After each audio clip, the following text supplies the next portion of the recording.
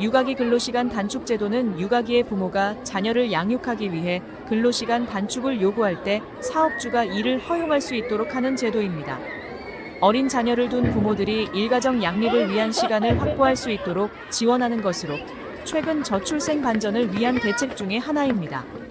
지난 2008년 도입됐으며 2011년에는 고용보험 기반의 육아기 근로시간 단축 급여를 지급해 근로시간 단축으로 인한 소득 손실을 덜도록 지원하고 있고 2012년부터는 근로자의 신청에 대한 사용을 임의 규정에서 강제 규정으로 강화하기도 했습니다. 육아기 근로시간 단축제도 적용 사업장에 대한 사업주 지원 정책도 시행되고 있는데요. 육아휴직 장려금을 육아휴직 등 장려금으로 수급 범위를 확대해 육아휴직뿐만 아니라 육아기 근로시간 단축 제도를 적용하는 사업주에게도 장려금을 지급하고 대체인력을 고용한 경우에는 대체인력 지원금도 제공하고 있습니다. 지난 6월에는 초저출생 현상을 반전시키기 위한 대책을 발표하면서 핵심 대응 분야의 하나로 일가정 양립 환경 조성을 지목하고 실천 과제로 육아기 근로시간 단축 제도의 활용도를 높이기 위한 방안을 제시하기도 했는데요. 우선 부모 대상으로는 유연한 사용을 지원하기 위해 최소 사용기간 축소, 사용 대상 자녀 연령과 사용기간 확대, 육아기 근로시간 단축 급여 상향 등의 방안을 내놓았습니다. 이와 함께 육아기 근로시간 단축 시간을 출근으로 간주해 연차 휴가 산정 등에서도 불이익이 없도록 했습니다. 사업체 대상으로는 사업주가 대체 인력을 채용하지 못한 경우 신청 근로자의 근로시간 단축 사용을 불허할 수 있었던 허용 예외 조항을 폐지했습니다. 아울러 육아기 단축 업무 분담 지원금을 신설해 육아기 근로시간 단축자의 업무를 분담한 동료에게 보상을 지급한 사업주를 지원하는 방안도 내놓았습니다. 근로시간 단축 대상이 되는 자녀 연령은 현행 8세 이하 또는 초등학교 2학년 이하에서 내년부터는 12세 이하 또는 초등학교 6학년 이하로 대폭 확대됩니다. 최소 사용 단위 기간도 현재 3개월에서 1개월로 단축해 방학 등에도 활용할 수 있도록 했습니다. 아울러 육아휴직을 1년 6개월로 늘리면서 사용하지 못한 기간에 대해서는 그 기간의 2배를 육아기 근로시간 단축 제도로 사용할 수 있도록 했습니다.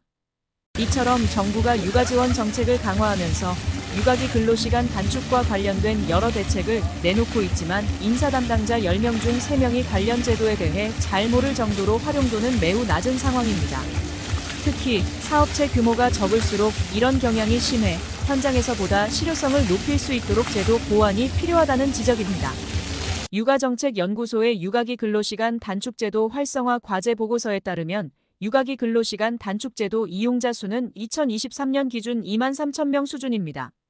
전년도에 비해 약 20% 증가했지만 대상 기준이 동일한 육아휴직 이용자가 13만 명 수준인 것을 감안하면 20%에도 못 미치는 수준입니다.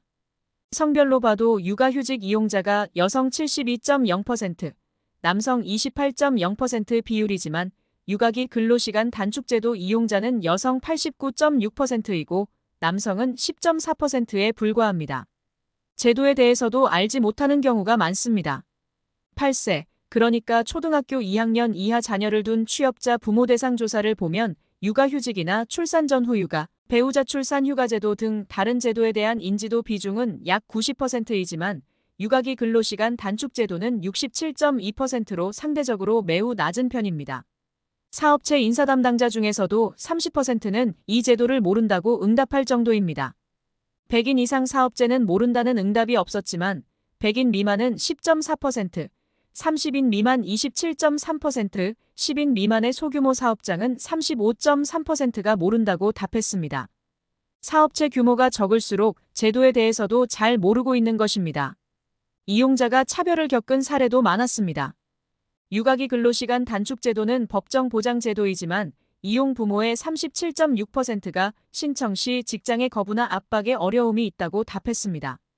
또 육아기 근로시간 단축 제도를 이용한 부모의 경험 특성을 분석한 결과를 보면 하루 한 2시간 단축이 일반적이고 육아휴직 후 전일제 복귀 전 적응, 유아의 등하원, 초등저학년 등하교 지원 목적으로 사용하는 경우가 많아 육아휴직의 부수적 제도로 인식하는 경향이 높았습니다.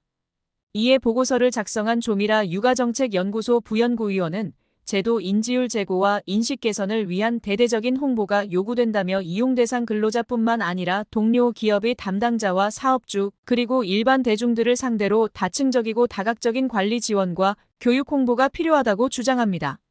예를 들어 근로자 대상으로는 모성보호제도와 일가정량립 제도에 대한 교육을 의무화하고 직원 교육과 고용복지센터의 상담 창구 활성화가 필요하다는 것입니다. 기업의 인사 담당자를 대상으로는 단축 근무로 인한 업무량 감소 대응에 대한 가이드가 제시돼야 한다고 강조했습니다.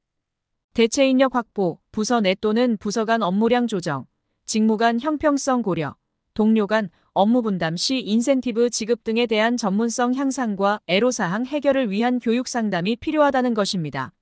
사업주 대상으로는 가족 친화와 혁신, 일생활 균형에 대한 사업주 의식 고취를 위한 코칭이 필요하고 특히 사업체 규모와 업종을 고려한 실제적인 내용의 컨설팅 지원이 필요하다고 주장했습니다. 또 육아기 근로시간 단축급여 확대도 필요하다고 지적했습니다.